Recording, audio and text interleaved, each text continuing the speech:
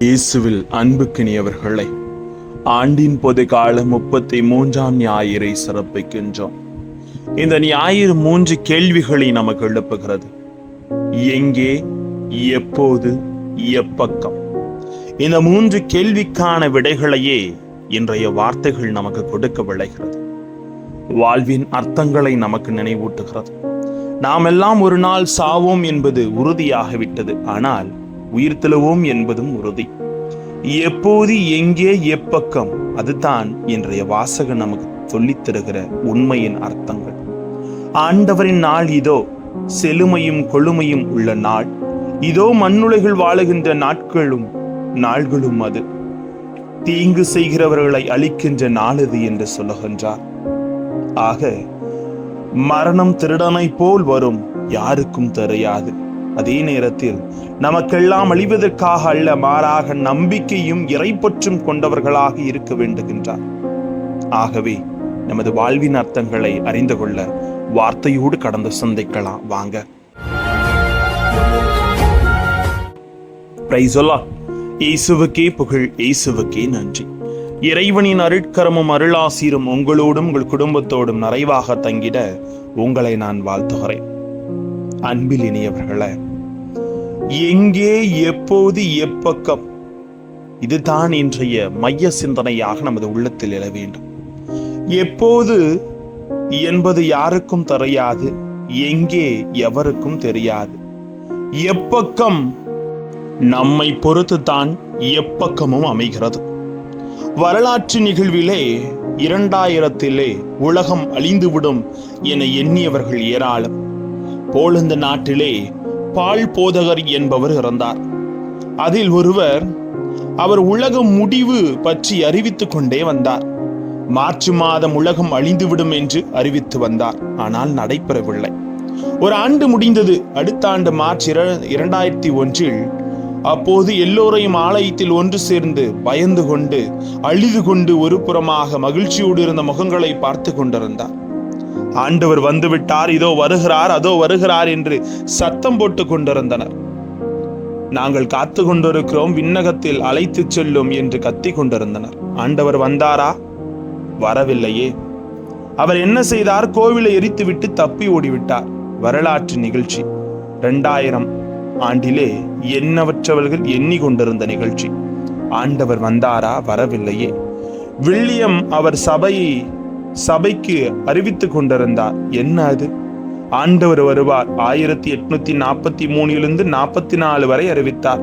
வந்தபடி இல்லை. மீண்டும் ஆண்டவர் 2023 தேதி கண்டிப்பாக வருகிறார், அக்டோபர் 23 வருகிறார் என்று சொன்னார். எல்லோரும் நிலங்களை விற்றார்கள், எல்லாவற்றையும் இழந்தார்கள்.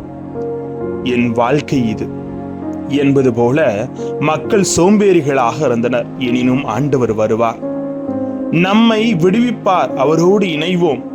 அதனால் நமக்கு ஏன் இந்த வாழ்க்கை என்று எண்ணற்றவர்கள் எண்ணிக்கொண்டிருந்தார்கள். ஆனால் இறுதியில் நிகழ்ந்தது ஏமாற்றமே. இதை போன்று வரலாற்றிலே நிறைய எதிர்பார்க்கலாம். ஆனால் இன்றைய 2ஆம் வாசகம் சொல்வது போல, ஆலயம் இடிபடும், உலகம் அழியும் என்று சொன்னாலும் கூட, ஆனால் எப்போது என்று யாருக்கும் தெரியாது. அதைத்தான் ஆண்டவர் மறைத்து வைத்திருக்கிறார். ஆனால் ஒன்று மட்டும் தெரியும், தெளிவாக தெரியும், சிறப்பாக தெரியும், புரிந்து கொள்ள முடியும். நற்செய்தியிலே பார்த்தால் ஆண்டவர் வருவார், ஆனால் யாருக்கும் தெரியாது, ஒருவருக்கும் கூட தெரியாது. ஏன், ஆண்டவரின் தூதருக்கு கூட தெரியாது, மானிட மகனுக்கு கூட தெரியாது. ஏனெனில் கடவுள் ஒருவருக்கு மட்டுமே தெரியும், வேறு எவருக்கும் தெரியாது என்ற உண்மையை நாம் பார்க்கிறோம். லூக்கா 12:40 நீங்களும் ஆயத்தமாயிருங்கள், ஏனெனில் நீங்கள் நினையாத நேரத்தில் மானிட மகன் வருவார். அதை தெளிவாக சொல்லுகிறார். ஏனெனில் வருவார் என்று சொல்லுகிறது, எப்போது என்ற வார்த்தைக்கு இடமில்லை என்பதை நாம் பார்க்கிறோம். 2 பேதுரு 3:10 இவ்வாறு சொல்லுகிறார், ஆண்டவருடைய நாள் திருடரை போல் வரும், ஏனெனில் திருடர் திடீரென வருவான், திருடன் எப்போது வருவான் என்பது யாருக்கும் தெரியாது. அதை போன்று ஆண்டவரின் வருகைக்கு காத்திருக்க வேண்டும் என்று சொல்லுகிறார். லூக்கா 21ஆம் அதிகாரத்திலே வாசிக்கிறோம். நேரத்தை பற்றி சொல்லும் போது எந்த நேரத்தில் வருவார், எப்போது வருவார் என்பது தெரியாது. அதுதான் ஆண்டவர் ரகசியமாக வைத்திருக்கிறார். ஆண்டவர் வருவார், தீங்கு செய்வோரையெல்லாம், கொலை செய்வோரையெல்லாம் எரித்து விடுவார், தவிடுபொடியாக்கி விடுவார். ஆண்டவர் வருவார், எப்போது வருவார் என்று யாருக்கும் தெரியாது. அது போன்ற ஒரு சில எடுத்துக்காட்டுகளை வார்த்தையில் உங்களுக்கு சொல்ல விளைகிறேன். ஆண்டவர் வரும்போது எப்படி வாழ வேண்டும் என்பது கற்றுக் கொடுக்கப்படுகிறது. எப்படி வாழ வேண்டும், எப்படி தயார் செய்ய வேண்டும் என்பது நமக்கு அழகாக சொல்லப்படுகிறது. லூக்கா 18ஆம் அதிகாரம் 18-24 வரை பணக்கார இளைஞன் இயேசுவிடம் நிலைவாழ்வை பெற்றுக்கொள்ள நான் என்ன செய்ய வேண்டும் என்று கேட்டான். கட்டளைகளை கடைபிடி என்றார். அதற்கு அவன் அனைத்தையும் நான் இளமையிலிருந்தே கடைபிடிக்கிறேன் என்றான். இயேசு அவனிடம் உன்னிடம் உள்ளதை விற்று ஏழைகளுக்கு கொடு, பின்பு என்னை பின் செல் என்றார். பணக்கார இளைஞன் வருத்தமுற்று வருகிறான், வருத்தத்தோடு சென்றான். அவனால் பணத்தை விட்டு விட முடியவில்லை.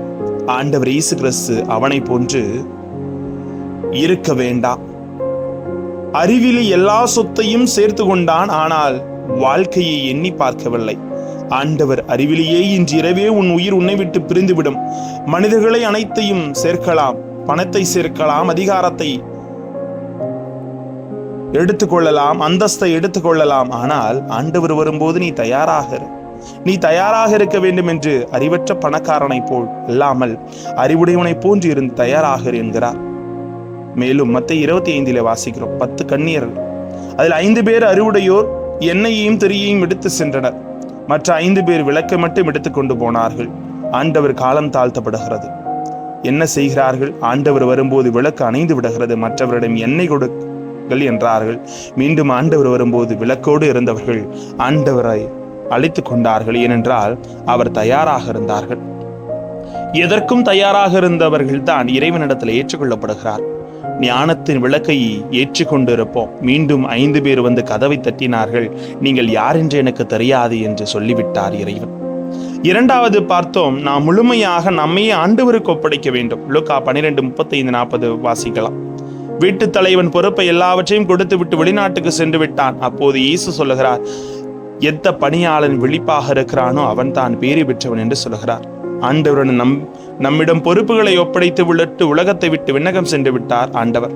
நற்செய்தியிலே ஆண்டவர் சொல்லுகிறார், ஒரு ஊழியன் காத்திருந்தான், இடுப்பை வரிந்து கட்டி கொண்டு காத்திருந்தான். தலைவர் வரும்போது எப்போது வருவார் என்று தெரியாது. ஆனால் அவன் காத்திருந்தான்.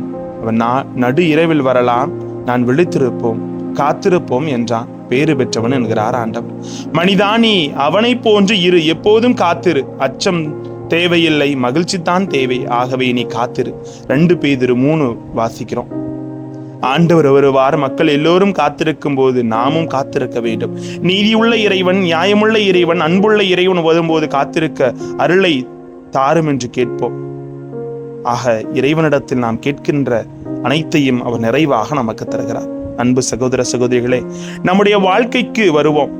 எப்போது தெரியாது, எங்கே இருக்கலாம் தெரியாது, எப்போது இறக்கப் போகிறாய், உன்னை பொறுத்து, என்னை பொறுத்தது. அது ஒன்று தான் உனக்கு தெரியும். அந்த ஒன்றுக்காகத்தான் ஆண்டவர் நம்மை பார்த்து கேட்கிறார். அமெரிக்காவிலிருந்து உயராயர் என்று சொன்னார். அவருக்கு இருதய நோய் இருந்தது. ஒரு அமெரிக்காவில் மிகப்பெரிய ஆயர் அவருக்கு இருதய நோய் இருந்தது.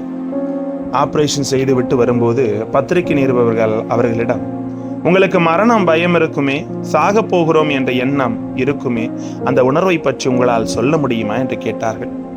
சிரித்த முகத்தோடு மகிழ்ச்சியோடு சொன்னார், நான் எதற்குமே பயப்படவில்லை. ஆமா, நான் எதற்குமே பயப்படவில்லை என்று அவர் சொல்லுகிறார். காரணம், இறைவன் அனைத்தையும் பார்த்து கொள்ளுகிறார் என்ற முழுமுதல் எண்ணம் அவருக்கு இருந்தது. அன்பார்ந்தவர்கள், காரணம் என்னவென்றால், ஏனெனில் நான் உயிரோடு இருக்கும்போது அந்த ஆண்டவர் இயேசு கிறிஸ்து என்னோடு வாழ்ந்தார். ஏனெனில் ஒவ்வொரு நாளும் 1 மணி நேரம் நற்கருணைநாதரோடு இருந்தேன். அவர் ஒருபோதும் தவறவிட மாட்டார். பேராயராக இருந்தாலும் சரி, தெளிவாக பேசுவார். எண்ணற்ற செயல்கள் பிறருக்காக செய்திருக்கிறார். காரணம், அவரோடு இறைவன் இருந்ததனால்தான். ஆக ஆண்டவர் என்னோடு வாழ்கிறார், நான் சாகும்போது அவரோடு நான் வாழ்கிறேன் என்று அவர் அவரது பேச்சை முடிக்கிறார். கலாத்தியர் 2:20, இனி வாழ்பவன் நான் அல்ல, கிறிஸ்துவே என்னுள் வாழ்கிறார். அன்புக்குரியவர்களே, நம் வாழ்க்கைக்கு வருவோம், சிந்தித்து பார்ப்போம். சாவு உண்டா இல்லையா? உண்டு, எல்லோருக்கும் தெரியும். அது எப்போது வரும்? குடும்பத்திலே உற்றார்கள் உறவினர்கள் இறக்கும் போது நாம் அவதிப்படுவதில்லையா? அதுதான் எப்போது வரும் என்று தெரியாது. ஆண்டவர் மறைத்து வைத்திருக்கிறார்.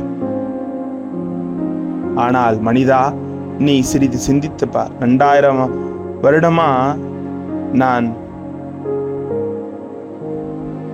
உங்களோடு இருக்கிறேன் என்ற ஒரு வார்த்தை நமக்கு சொல்லிக் கொண்டே இருக்கிறது. ஆக மனித வாழ்க்கை நமக்கு ஒரு பாடத்தை சொல்லித் தருகிறது. நான் இறைவனோடு இணைந்து செயல்படுகிற மனிதனாக இருந்தோன் என்றால் அது ஒன்று மட்டும் என்னை உயர்த்தி வைக்காது. மாறாக அந்த இறைவனோடும் இறைவார்த்தையோடும் எனது வாழ்வை ஒவ்வொரு நாளும் நான் ஒன்றுபடுத்தி வாழ வேண்டும். ஆக எனது வாழ்க்கையிலே நான் இறைவனோடும் இறைவார்த்தையோடும் செயலாக்கப்படுத்துகிறேன். ஆக எப்ப எப்படி எங்கன்னு எது நமக்கு தெரியாதுங்க. ஆனா வெளிப்போடு இருக்கிறோம். கடவுள் அழகாக நமக்கு சொல்லித்தர விரும்புகிறார். ஆகவே நமது வாழ்வின் அர்த்தங்களை அறிந்து வாழ முற்படுவோமா? ஏனென்றால் இறைவன் நம்மோடு இருந்து நம்மை ஆசீர்வதிக்கிறார். ஜெபிப்போமா? அன்பு இறைவா, எங்கள் வாழ்வின் அர்த்தங்கள் எப்போது எது நிகழும் என்பது எங்களுக்கு தெரியாது. ஆனால் நம்மளது வார்த்தையோடு நாங்கள் பயணம் செய்கிற பொழுது அனைத்தையும் நீர் கற்றுத்தந்து எங்களை ஆசீர்வதிக்குது. அதை உணர்ந்து வாழ எங்களோடு தங்கும் ஆண்டவரே. Praise the Lord.